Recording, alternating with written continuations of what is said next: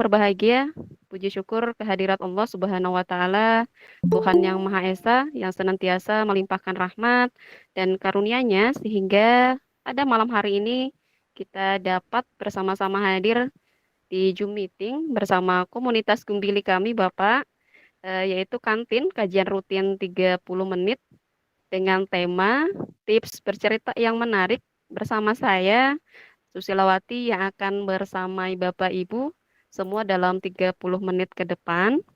Izinkan saya Bapak Ibu membacakan serangkaian acara kita pada malam hari ini, yaitu acara yang pertama pembukaan, acara yang kedua sambutan, acara yang ketiga yaitu acara inti, acara keempat yaitu penutup. Baik, untuk membuka acara kita pada malam hari ini, marilah kita bersama-sama mengucapkan basmalah. Bismillahirrahmanirrahim. Terima kasih. Alhamdulillah. Semoga dengan pembacaan basmalah acara kita diberi kelancaran sampai akhir. Amin. Amin ya Rabbal Alamin. Baik, acara yang kedua yaitu sambutan yang akan disampaikan oleh Kepala SMP Negeri 3 Katingan Kuala kepada Bapak Saiful Rahman. Kami persilakan. Bismillahirrahmanirrahim. Assalamualaikum warahmatullahi wabarakatuh. Waalaikumsalam warahmatullahi wabarakatuh. Yang kami hormati dan kami nantikan berbagi ilmunya Bapak Jaka, Bapak Ustadz Jaka Siswono. Teman-teman sekalian, beliau ini selain pakar bercerita juga punya kelebihan lain, yaitu beliau pandai membuat robot. Nah, apa namanya? Keren. Pakaian robot. Nah, jadi pakaian robot beliau itu sering kalau di Jember itu jadi idola. Jadi idola kalau ada karnaval ini beliau jagonya membuat robot. Selamat datang di komunitas Gumbili. Selamat datang Bapak. Siap. Beliau ini Bu Susi dan teman-teman, beliau ini sangat ngerti bahasa ulun, ikam, Gumbili dan lain sebagainya. Beliau orang Samarinda, orang Samarinda.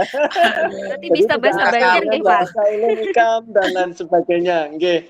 Nah, untuk menghemat waktu biar tidak berlama-lama, saya juga sudah nggak sabar menunggu beliau menyampaikan materi tentang tips bercerita, karena ini berkaitan dengan profesi kami selaku pendidik di SMP Negeri 3 Katingan Kuala. Langsung saja kami ucapkan selamat datang kepada Pak Jaka dan teman-teman, mari bersama-sama kita dengarkan, kita ikuti, kita coba belajar kembali tentang tips bercerita dari Pak Jaka Siswono. Semoga acara ini bisa mendatangkan islah binafsih yunafa'uli ghairihi, perbaikan untuk diri kita, perbaikan untuk lembaga kita. Syukur-syukur nanti kalau ini kita ketok tularkan, kita kembangkan, kita berikan manfaatnya kepada lingkungan sekolah di sekitar kita dan kepada orang-orang yang ada di sekitar kita. Mungkin itu saja. Semangat kita adalah islah binafsi yunafa'u li ghairihi, perbaikan diri dan memberikan manfaat kepada yang lain. Saya kira itu saja. Kami selanjutnya kami ingin segera untuk mendengar tips bercerita dari Pak Jaka Siswono, pakar bercerita nasional. Kami akhiri dari kami. Assalamualaikum warahmatullahi wabarakatuh. Waalaikumsalam warahmatullahi wabarakatuh. Terima kasih kepada Bapak atas sambutannya. Masuk ke acara yang ketiga, yaitu acara inti atau pemaparan materi yang akan disampaikan oleh Bapak Jaka. Kepada Bapak kami persilakan. Monggo Pak. Siap. Bismillahirrahmanirrahim. Assalamualaikum warahmatullahi wabarakatuh. Waalaikumsalam warahmatullahi wabarakatuh. Alhamdulillahirrahmanirrahim, diberi kesempatan ini luar biasa ya. Saya ucapkan terima kasih kepada Bapak Kepala Sekolah SMPN 3 Katingan Kuala lagi. Masya Allah, udah diberi kesempatan untuk bisa Zoom meeting. Beliau bilang satu saat mau ngundang saya langsung katanya. Saya bilang tunggu dulu. Masya Allah. Baik, kita langsung aja ya. Alhamdulillah. Tapi sebelumnya bolehlah baca pantunnya. Boleh baca pantun dulu. Ya, mudah-mudahan berkenan. Maulah pais dibawa ke Jakarta. Manis paisnya pakai Gumbili Habang. Ketemu dengan ulun Pak Jaka tukang cerita. Mudah-mudahan kita semuanya menjadi senang. Ya. Masya Allah. Anak bukan bahasa apa nih? Bahasa Banjar aja kah? Amunnya bahasa Banjar ayo aja. Bahasa Banjar boleh, Pak? Bahasa Banjar Bahasa ayo Banjar aja bisa. Oke, boleh. Khawatirnya Pak Saiful yang kadang ngerti. Tenang, Pak, ada yang translate, Pak. Ada translate-nya lah.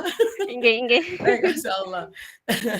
Alhamdulillah kita ini nasib yang tertukar Pak Saiful. Nasib yang tertukar lah. Tinggal Masya Allah. di Kalimantan. Baik, kalau kita bicara tentang cerita, ketika kita bicara tentang kisah, bercerita ini kan ada yang bertanya sama saya. Ketika saya ngisi pelatihan di beberapa tempat, di Jawa Timur khususnya, ada orang yang tanya, ada salah seorang guru yang tanya, Pak Jaka, cerita ini dari usia berapa sampai ke usia berapa? Jadi saya sampaikan, bercerita itu minal mahdi ilal lahdi. Masya Allah. Jadi bercerita itu mulai dari kita masih di dalam kandungan, bahkan ketika kita ingin menghadirkan atau mengharapkan anak-anak yang baik, anak-anak yang soleh, ya, anak-anak soleh, solehah, ceritakan dia dengan cerita-cerita yang baik.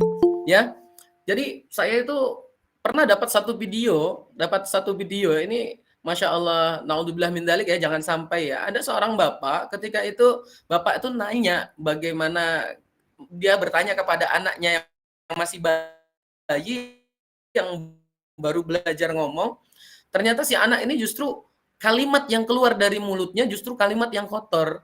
Maka saya berpikir, wah ini pasti dia dalam kandungan sering mendengarkan kata-kata yang kotor dari orang tuanya. Kenapa? Karena manusia itu fungsi pendengarannya yang pertama kali berfungsi, dan nanti di akhir hayat fungsi pendengaran juga yang terakhir berfungsi. Jadi luar biasanya, dia awal berfungsi dan terakhir berfungsi. Makanya cerita itu saya sampaikan cocok untuk siapa saja. Bahkan ibu hamil pun itu bagus ketika dia bercerita kepada anaknya yang dalam kandungan.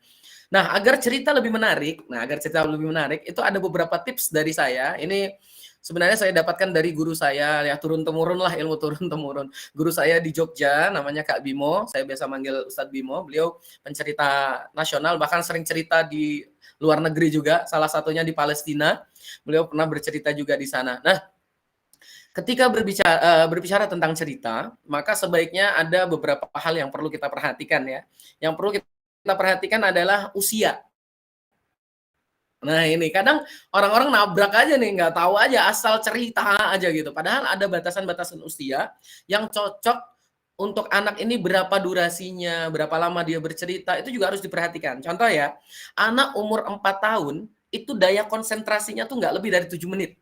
Nggak lebih dari 7 menit. Kalau kita nggak menguasai kelas, ini anak 4 tahun misalnya, ini untuk guru-guru PAUD misalnya, atau di bawahnya lah, guru-guru yang prasekolah, kelompok bermain dan lain sebagainya, ketika kita lebih dari 7 menit, maka jangan salahkan anak ini tiba-tiba dia melakukan hal yang tidak kita harapkan. Yaitu contohnya umroh sebelum waktunya. Udah kayak Torik aja, naik haji sebelum waktunya.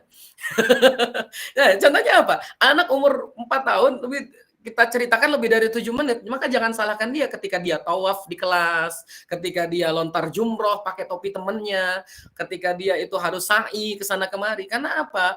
Karena penguasaan kelas itu penting, dan kita tahu usia anak itu juga durasi itu juga berpengaruh terhadap usia anak tadi. Usia anak berpengaruh kepada daya tangkapnya. Terus anak umur 4 sampai 8 tahun itu biasanya 10 sampai 15 menit itu daya fokusnya.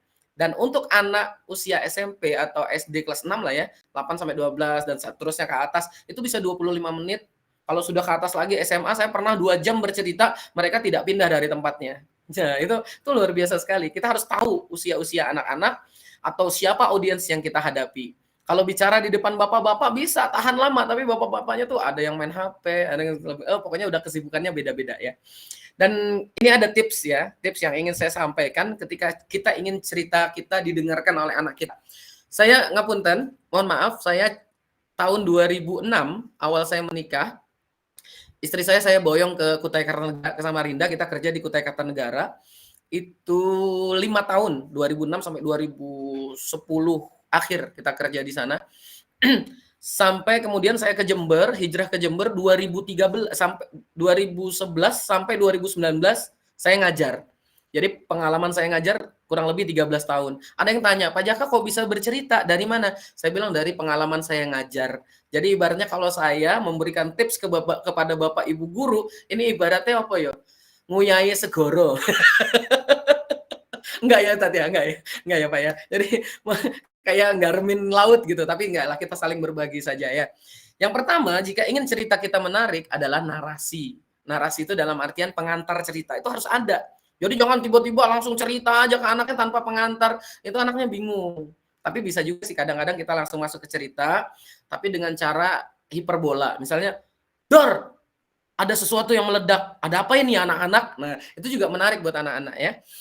Terus, narasi ini biasanya digunakan dengan suara asli kita. Kalau saya seorang pencerita, tentunya pakai suara asli saya. Ini menyampaikan narasi. Misal gini, yang paling umum itu apa? Orang-orang kalau bercerita, pada suatu hari, pada suatu hari, ya seperti itu. Pada suatu masa, sebenarnya nggak harus diawalin dengan itu. Bisa dengan cara yang lain. Seorang anak pergi ke sawah. Itu pun sudah jadi pengantar, narasi yang menarik.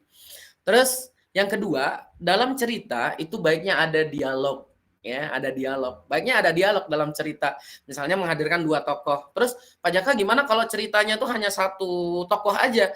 Ya, maka dia bicara dengan batinnya. Bisa dengan prolog itu tadi dengan dia bicara sendiri gitu, dengan batinnya. Tetap ada seperti dialog gitu karena itu mengandung nilai yang menarik buat orang-orang. Jadi antara narasi dengan dialog tokoh itu harus dibedakan dalam cerita.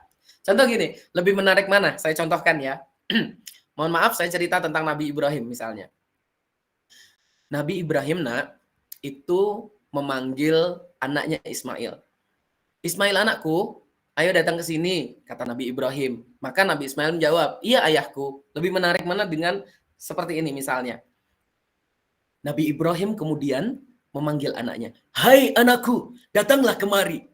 Baik ayah, aku akan mendatangimu. Kira-kira lebih menarik yang mana? Yang ke-1 atau yang kedua?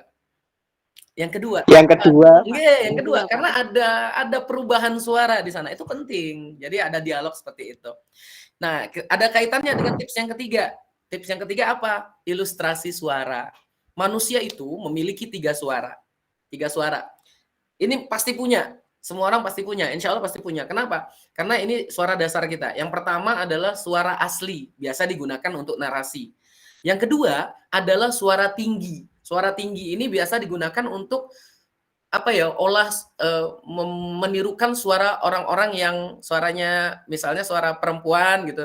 Suara, ada apa ya? Apa yang bisa saya bantu? Nah, seperti itu ya, suara tinggi. Dan suara rendah itu biasanya suara-suara yang bijaksana, antagonis juga bisa suara rendah. Misal suara Raja Namrud.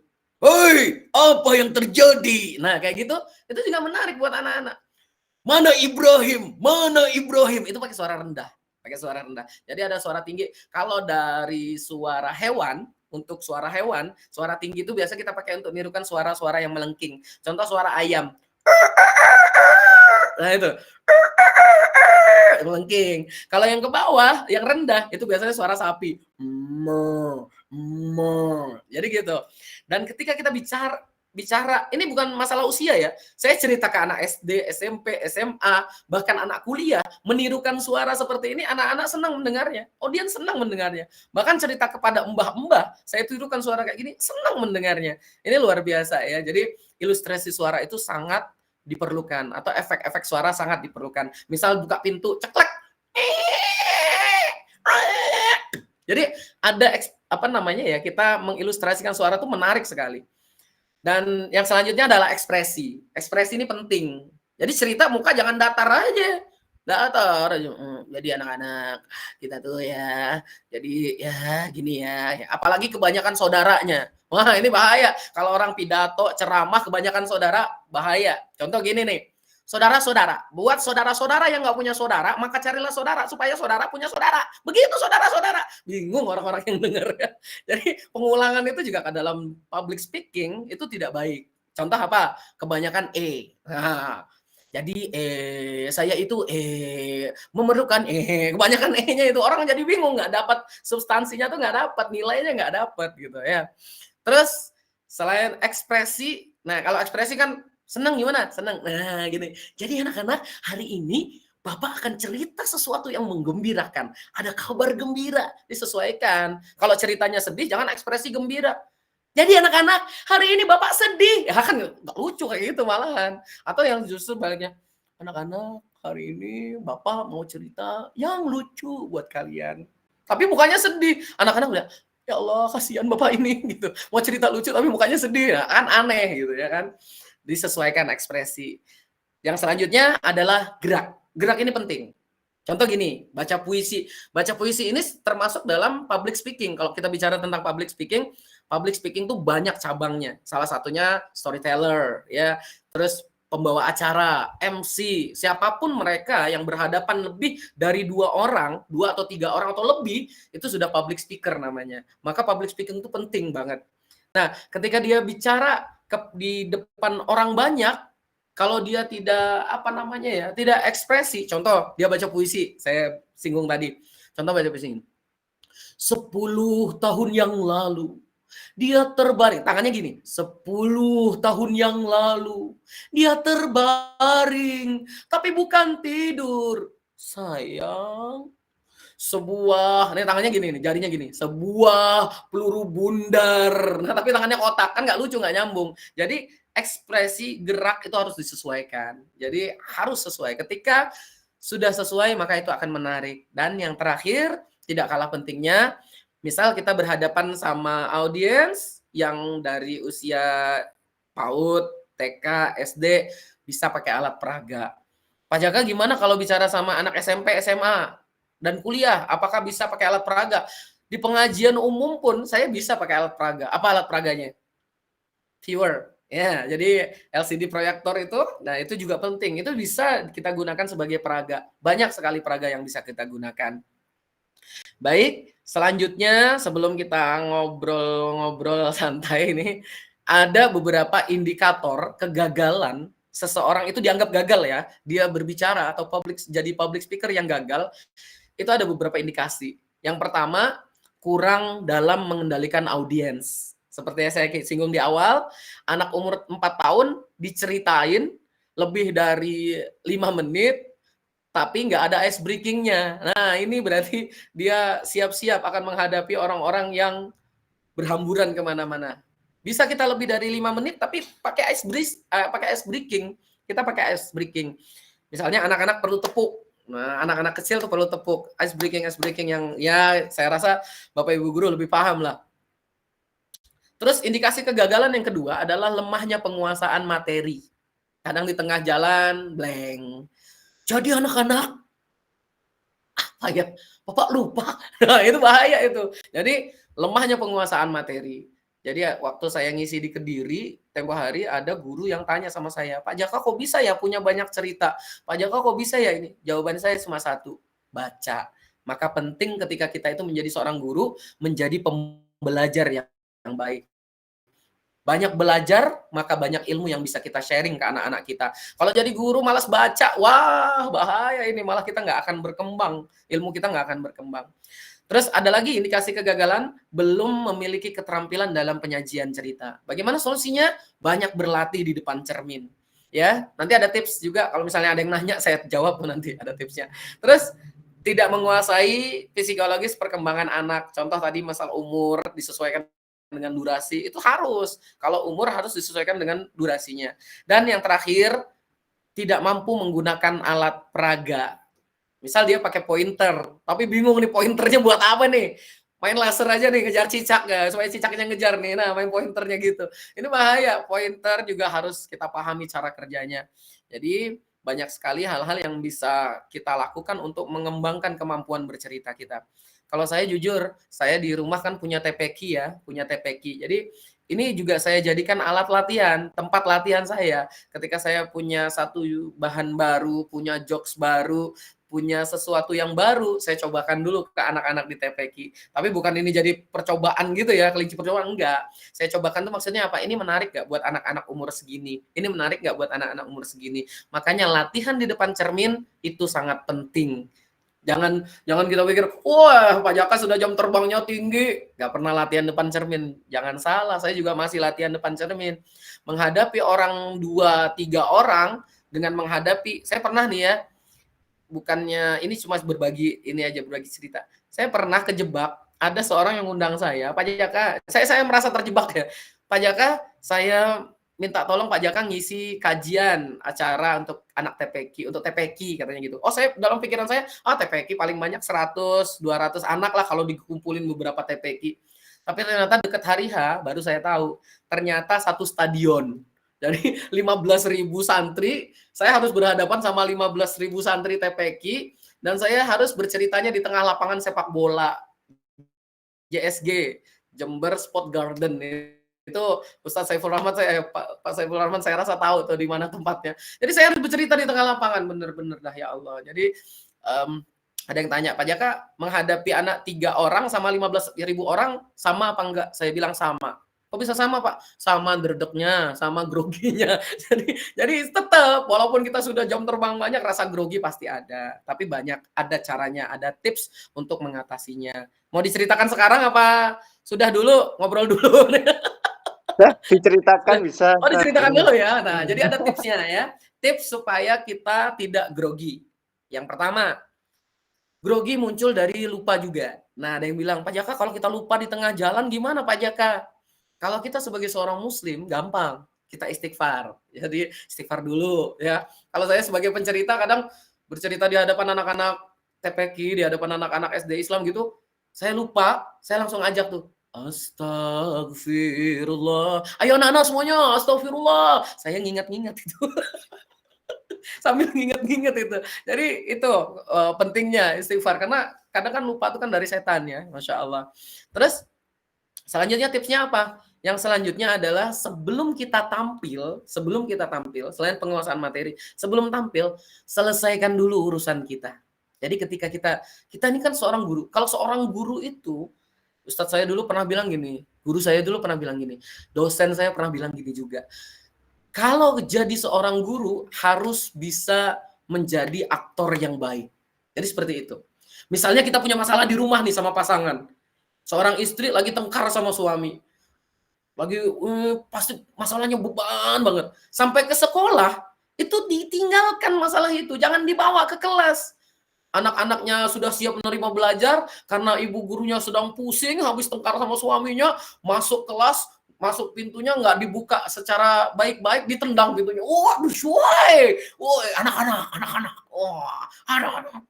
Marahnya ekspresinya luar biasa. Gebrak meja, gara-gara apa? Gara-gara bu gurunya punya masalah sama suaminya. Nggak boleh jadi kayak gitu. Jadi seorang guru nggak boleh. Maka guru itu walaupun ada masalah di rumah, tetap di hadapan anak-anak tetap tersenyum, tetap memberikan yang terbaik, tetap menyapa dengan baik. Atau sebaliknya, kita sedang happy, ternyata ada murid kita yang lagi kena duka nih. Dia murung gitu kan, karena ternyata misalnya kakeknya meninggal, dia sangat akrab sama kakeknya. Sudah 2-3 hari, bahkan 1 pekan dia masih murung juga. Karena kita happy di rumah. Nak, udah, kenapa kamu? Ya Allah. Ya gitu kan. Kakek meninggal ya. Malah tersinggung nanti anaknya. Jadi harus hati-hati juga. Kita sebagai seorang guru harus jadi best actor. Jadi penting. Dan ketika kita jadi seorang public speaker, maka perlu diperhatikan ini, kalau kita pakai mic misalnya, ini juga mengurangi apa ya? Mengurangi grogi kita sebenarnya. Pakai mic jangan terlalu dekat, jangan terlalu jauh, dan sebaiknya megang mic itu tangan kiri. Ini bukan apa sih, ini adat kesopanan kita aja. Kadang kita nunjuk itu kan kalau megangnya mic tangan kanan, bahaya ini, nunjuknya tangan kiri, nanti dipandang tidak sopan. Terus di hadapan anak-anak, audiens pun, jangan sekali-kali masukin tangan ke kantong. Jangan. Kenapa? Itu terkesan sombong. Saya lihat ada guru yang masih ngajar di atas meja duduknya. Ini secara tidak langsung, dia sudah memberikan contoh yang buruk buat anak-anak. Meja itu tempat apa? Tempat kita naruh buku, tempat kita naruh hal-hal alat belajar gitu. Ketika kita duduk di atas meja, anak akan menilai, oh ternyata guru saya juga seperti itu. Berarti gurunya mencontohkan satu hal yang tidak baik. Jadi penting ya, kita memberikan yang terbaik untuk anak-anak kita atau audiens-audiens kita, supaya apa? Supaya mereka bisa mendapatkan ilmu dari kita dengan baik. Dan jangan lupa, ketika selesai bercerita, ada hikmah yang ditarik. Kalau anak SMP biasanya kita bisa langsung tuh, anak-anak siapa yang bisa nyebutkan hikmah dari cerita tadi? Nah, misal tadi ceritanya tentang bapak yang suka nabung, atau nenek-nenek yang berhasil pergi umroh dari hasil dia menabung, misalnya gitu. Ayo, anak-anak bisa apa yang bisa ditarik kesimpulannya? Ada yang bilang, Pak, ini mungkin ya salah satunya adalah menabung itu ternyata sesuatu hal yang sulit. Kenapa? Karena banyak tantangannya. Misalnya mau nabung, ternyata kegoda sama yang lain. Waduh, harus menuhin kebutuhan ini. Menabung itu ternyata berat, Pak. Tapi seberat apapun kita harus menabung. Jadi kita pancing anak-anak untuk bisa menarik hikmahnya. Itu untuk usia SMP ya. Kalau anak TK suruh nyimpulin sendiri, yang terjadi adalah kebingungan. Kebingungan berjamaah nanti jadinya. Mungkin itu ya. Ada apa namanya? Setelah ini kita bisa ngobrol-ngobrol, mungkin ada pertanyaan karena keterbatasan ilmu saya, mungkin nanti ada beberapa pertanyaan yang saya nggak bisa jawab. Maka saya simpan dulu, saya kasihkan guru saya. Itu adalah teknik saya untuk melimpahkan masalah kepada orang lain. Mungkin itu ya, Masya Allah. Karena jadi bahasa Banjar lah. Karena kalau bahasa Banjar ada yang kada paham, karena tak ungut aja nya. Nah, kasihan sih dia mau ungut. Monggo silakan. Oke, terima kasih Bapak, dan mohon maaf tadi saya lupa menyampaikan susunan acara kita seharusnya ada sesi tanya jawab ya, Pak. Ayo dan tanya jawab Bapak. Mumpung masih jam berapa nih? 8:30 masih ada waktunya, ada Bapak kalau lewat ada Bapak. Masih ada waktunya, nggih. Masih ada waktu Pak, karena ini sangat menarik sekali. Mungkin Masya Bapak Allah. Ibu guru yang lain silakan kalau ingin bertanya, mungkin mau bertanya tips-tipsnya yang lain juga kami persilakan. Monggo Bapak Ibu, silakan. Selawasan ulun bisa jawab, ulun jawab. Mun kada bisa jangan cari gara-gara kena. Tak teror Pak, lihat WA aja pian. Masya Allah. Monggo Bapak Ibu. Monggo. Ya. Apa ulun aja Pak yang bertanya boleh? Oh, ada Bu Emma, monggo Miss Emma.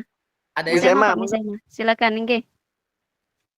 Assalamualaikum warahmatullahi wabarakatuh. Waalaikumsalam warahmatullahi wabarakatuh. Ini izin saya bertanya tentang rekomendasi topik cerita untuk anak SMP, karena sepertinya anak-anak kami di sekolah kalau cerita seperti cerita tentang hewan atau yang fantasi yang lain kurang menarik. Itu jadi seperti apa ya topik rekomendasinya? Terima kasih. Assalamualaikum warahmatullahi wabarakatuh. Waalaikumsalam warahmatullahi wabarakatuh. Masya Allah. Monggo Pak. Langsung dijawab kah? Nggih, Langsung boleh. dijawab. Langsung, Nggih, Masya Allah. silakan. Ini ulun sampaikan lah, jadi kekanakan tuh juga ada umur-umurnya juga. Kayak tadi kan masalah durasi, nang ini masalah jenis cerita yang akan kita sampaikan. Kenapa bahasa Banjar nih? Gak apa-apa Pak, lanjutkan Pak Banjar. Boleh ke asal ini, preset. Ya, jadi pemilihan tema dan judul itu juga tergantung pada usianya. Nah, jadi kita lihat. Usia anak umur 4 tahun itu suka dengan fable. Jadi kalau anak SMP ibu ceritain fable, kada nyambung woy. Kecuali ini jadi anak umur 4 tahun itu senang dengan fable. Kalau anak umur 4 sampai 8 tahun biasanya suka cerita hero, suka cerita tentang kecerdikan, cerita tentang apa namanya? Jenaka, cerita-cerita yang lucu, itu senang. Anak umur 4 sampai 8 tahun.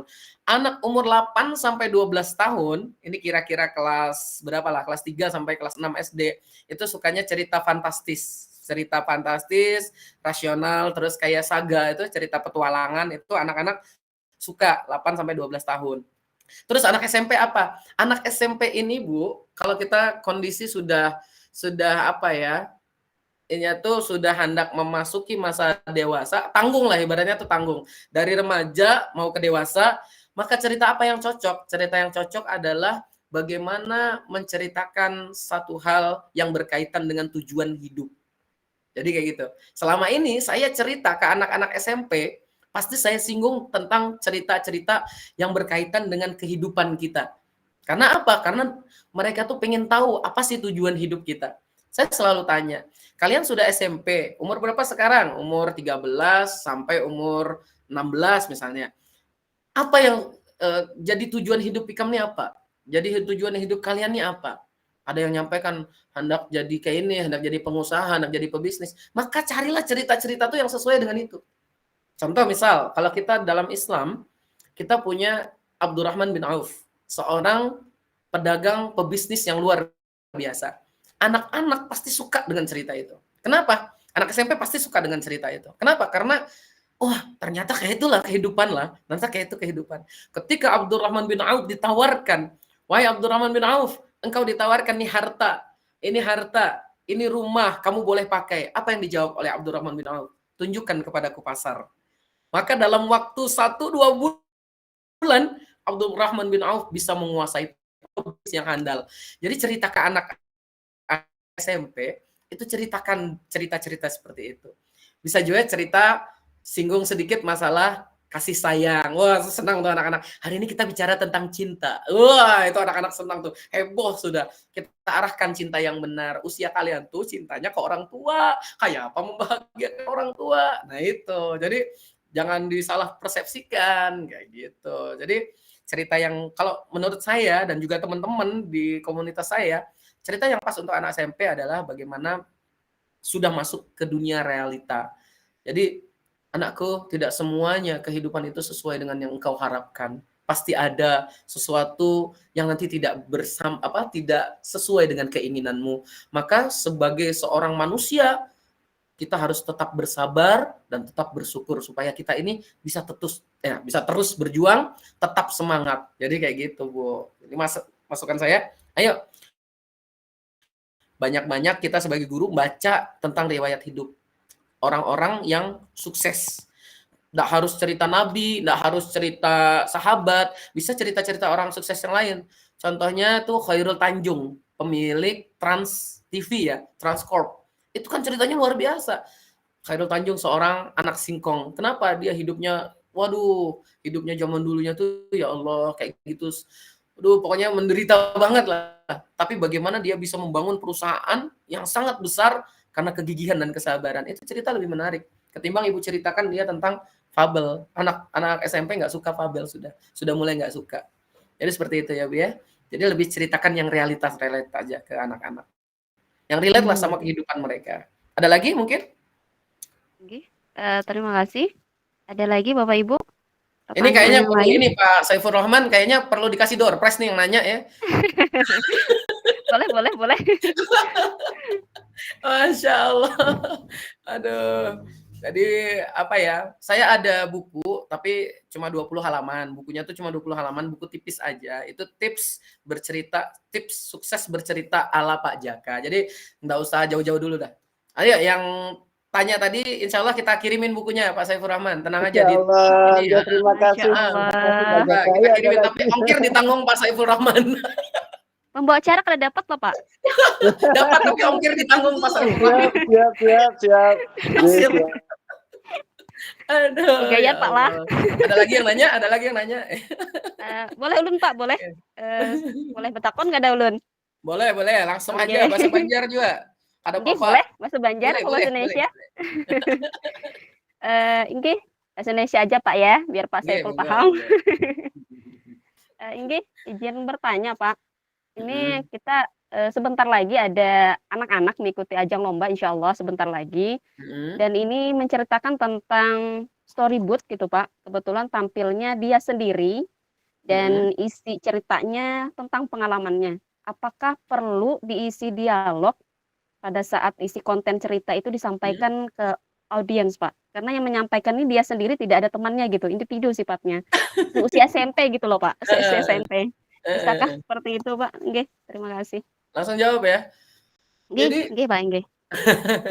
Jadi, tadi kan sudah disinggung, cerita yang menarik itu ada dialog. Tentunya walaupun si anak ini menyampaikan cerita, misalnya dia menyampaikan cerita tentang kehidupan dia sendiri.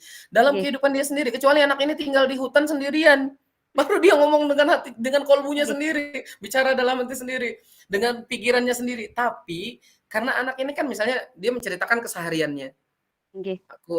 Aku bangun tidur, saya bersiap-siap untuk sholat subuh misalnya. Kemudian saya mengajak ayah saya, maka dia ada obrolan dengan ayahnya. Ya, kayak apa nih ya? Kita ke masjidnya jalan batis kah atau naik sepeda motor? Nah, itu kan Bapak jawab, naik sepeda motor aja nak kai, karena nih batis sudah uyuh benar nih berjalan ke Huma. Nah, jadi ada kayak gitu, ada dialog, itu akan lebih menarik gitu.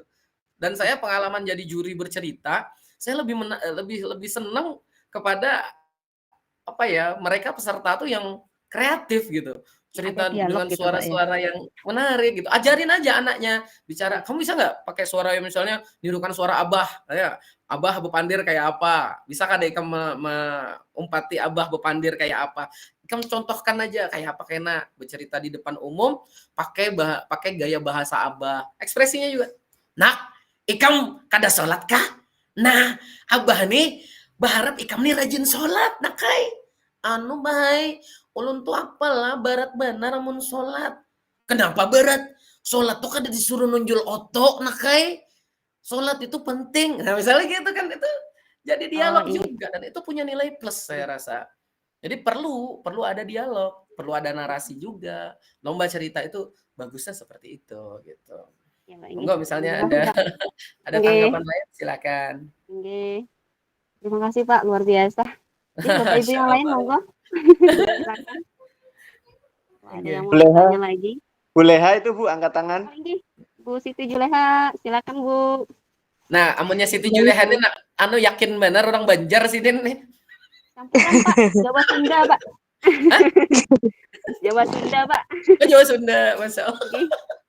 Jangan disingkat kada nyaman. Jangan disingkat kada nyaman. Silakan Bu Siti Juleha. Baik, terima kasih Kak. Izin Bapak, Assalamualaikum warahmatullahi wabarakatuh. Waalaikumsalam. Tadi ada disinggung sedikit mengenai public speaking yang di depan cermin Pak. Nah, saya lebih ingin itu ya, penasaran gimana sih tipsnya gitu. Bicara di depan cermin. Nggih. Latihan di depan cermin. Nggih, mungkin cukup sekian Bapak, terima kasih. Siap. Bu, kalau kita ekspresi di hadapan orang, di hadapan anak-anak siswa kita nggak bercermin dulu, kita tuh gini ya, nanti anak-anak, wah kok kayak gitu ya, wajahnya kok nggak ini ya. Jadi pentingnya kita ekspresi, misalnya kita, wah aku nanti nih punya tujuan. Jadi bercerita tuh harus punya tujuan juga. Tujuannya apa? Untuk menyenangkan audiens, atau tujuannya untuk membuat audiens haru, atau tujuannya apa gitu. Jadi ada macam-macam tujuan kita. Kalau misalnya bikin tujuan anak-anak kita senang, maka ekspresi gembira itu kita tampakkan, kita latih di cermin.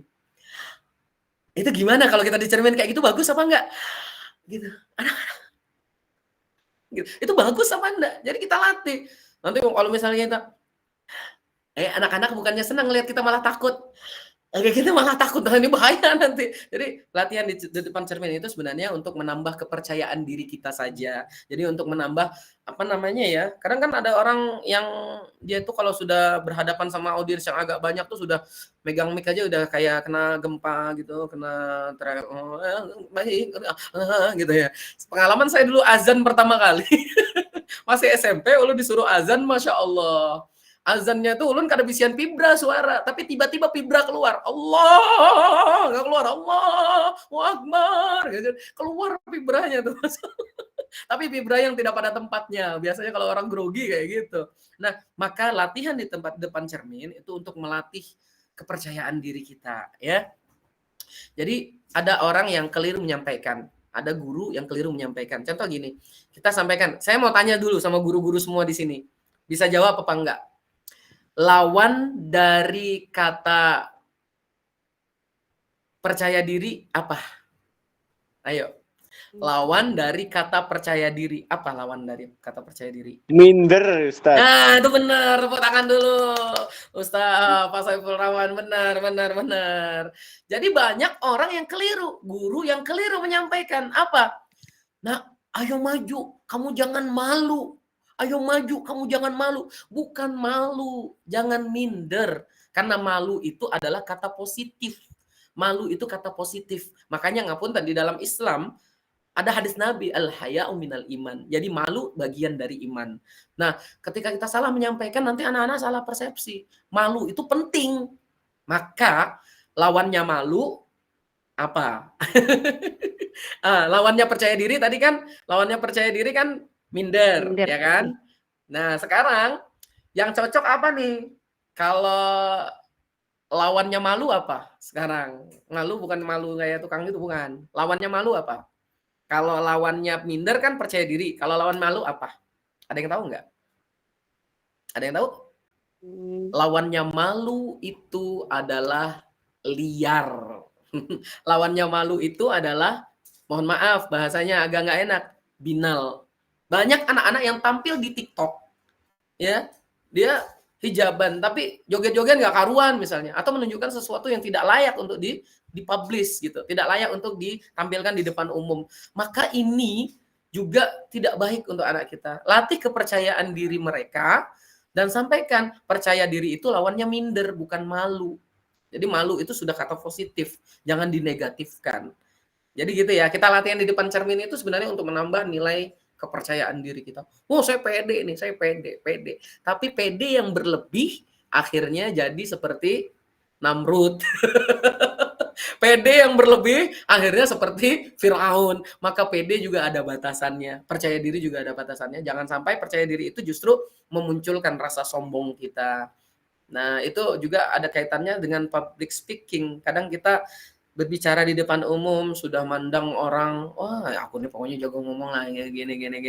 Sudah muncul sombongnya, segera beristighfar. Jadi seperti itu. Mungkin itu tadi ya Ibu Siti Juleha. Jadi pentingnya kita latihan di depan cermin sebenarnya untuk melatih kepercayaan diri kita. Masya Allah. Senang nih ngeliat Bu Siti Juleha nih. Foto profilnya keren. Maaf Pak, foto profilnya. Ya, luar biasa. Mungkin itu gimana? Oke. Bagaimana Bu Siti Juleha? Baik, terima kasih Bapak. Terima kasih banyak atas penjelasannya. Insya Allah dapat dipahami. Saya kembalikan lagi kepada moderator.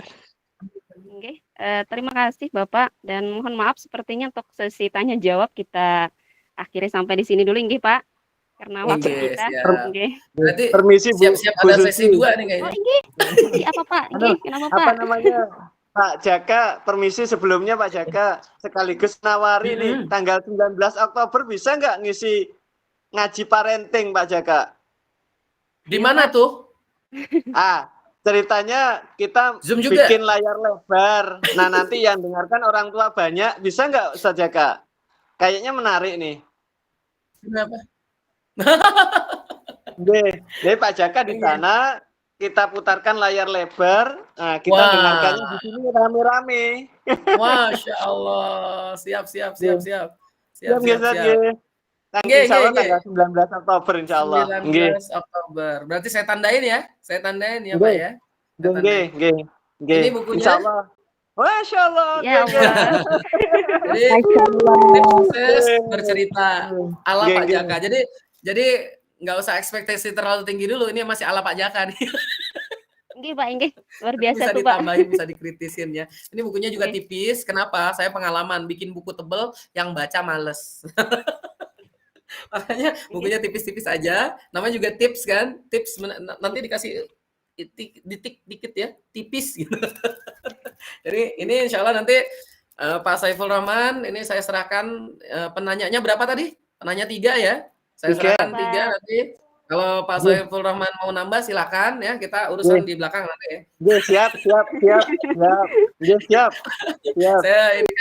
Saya paketkan insya Allah. Mungkin itu. Terima kasih atas undangannya dari ibu-ibu guru hebat, bapak guru hebat, kepala sekolah hebat.